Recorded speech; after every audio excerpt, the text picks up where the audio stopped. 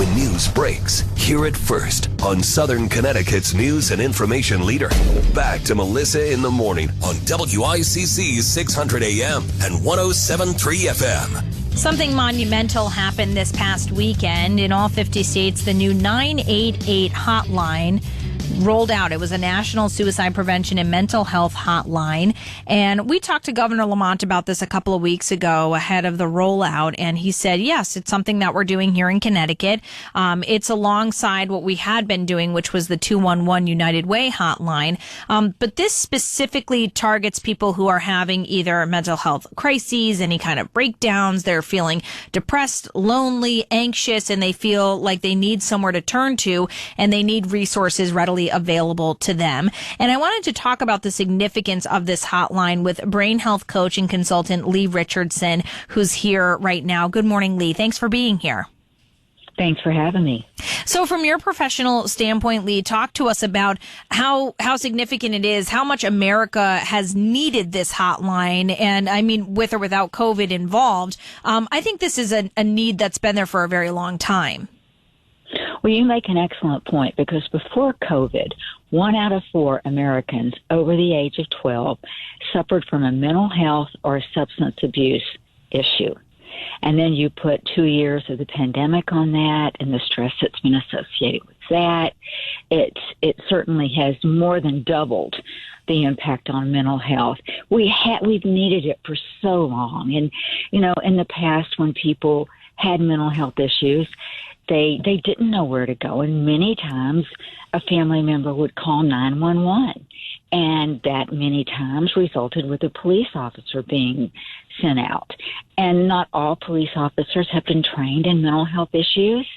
And for some people, when you're in a mental health crisis, if you see an authoritative figure, a man in in a uniform carrying a gun, that can have a traumatic impact. So I think the 988 sends that message, sends that call to the right spot where they can get, you know, the type of response that they need. And sometimes that type of response may just be listening. Mm-hmm.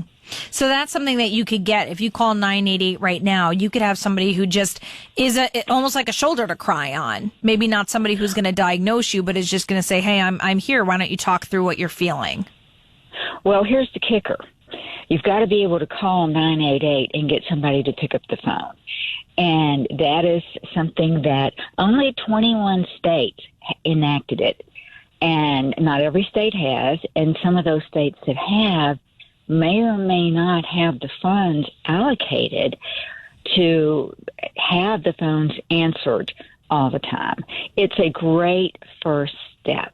And that's what I think we have to do, is celebrate the goodness in it and then figure out how to solve the funding piece of it. But that is the goal, is to have somebody, you connect with somebody that can not only listen to you, but can direct you and get you resources for help. We're talking this morning to Leigh Richardson. She's a brain health coach. And actually, I'm curious about that title, Leigh. What kind of got you into brain health? And can you talk to us a little bit about how the brain responds, you know, because, again, with mental health, it's sort of also understanding people's complex, how they get to a point where they are dealing with a crisis or they feel like they're at a crossroads in their lives. Well, Melissa, mental health is brain health, and the brain is an organ just like the heart is. If you think that you may be having something wrong with your heart, what is the first thing that you do? Go see a doctor. You go, absolutely. You get up in the morning and you just can't get out of bed. You feel like that, you know, it's not worth getting out of bed. What is the first thing you do? You have a nasty conversation with yourself. Suck it up, buttercup. Power through, man. Let's go. We don't acknowledge that mental health is equal to physical health. And that is, you know, you asked me what got me into brain health.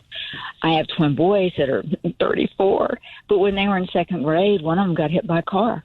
And by the time he got to 5th grade, he told me his brain didn't work anymore. And that was a long time ago. Back in 2005, I got board certified in neurofeedback and biofeedback, and that started the journey. And I run the business under the license of a counselor, and I'm finishing up a doctorate program, and so that started the journey. But the reason I got into that PhD program is I want to create social change around mental health. This is a terrible statistic to quote, but I'm going to quote it.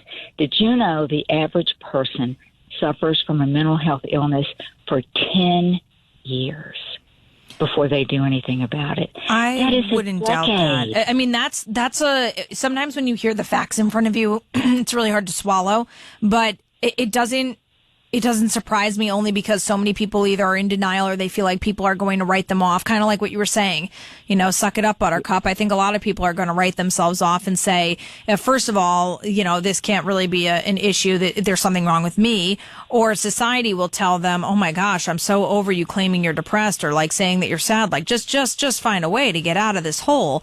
And that's how people view it. I do think a lot of people, not all, but a lot of people do view it that way. Oh, the stigma associated with saying, I'm so anxious or I'm so depressed that I can't come into work today. I can't say that to my team. Nobody will want to work with me on the team if they feel like I'm undependable. I mean, that stigma certainly exists on a personal level, but it exists on a society level and also on an organization level. And here's where organizations have a real opportunity to make an impact, because many of them don't spend as much on mental health as part of their insurance as they could, but many of them do, but their employees aren't educated about it, and they don't know it's okay. I think, we all have these PTOs, personal time off days. I think a certain percent of them ought to be allocated for mental health days. Yeah, and it's interesting about that too, Leigh, because there are school districts, depending on what state you live in, that allocate mental health days. And I know that's something that has been long critiqued. But I'm hoping that the more that people talk about it, the more people are open to this reality and the need for it. Well, and you hit the nail on the head. We've got to talk about it. And we've got to talk about it in a positive sense. No shame, no blame associated with having a mental health issue. That's the fact that you can acknowledge it and try to get help. It's a very positive stance. Mm-hmm. Yeah, absolutely. Leigh Richardson, I really appreciate you coming on the show this morning, brain health coach and a consultant, talking about the new 988 National Suicide Prevention and Health Crisis Hotline. Thank you so much for your time.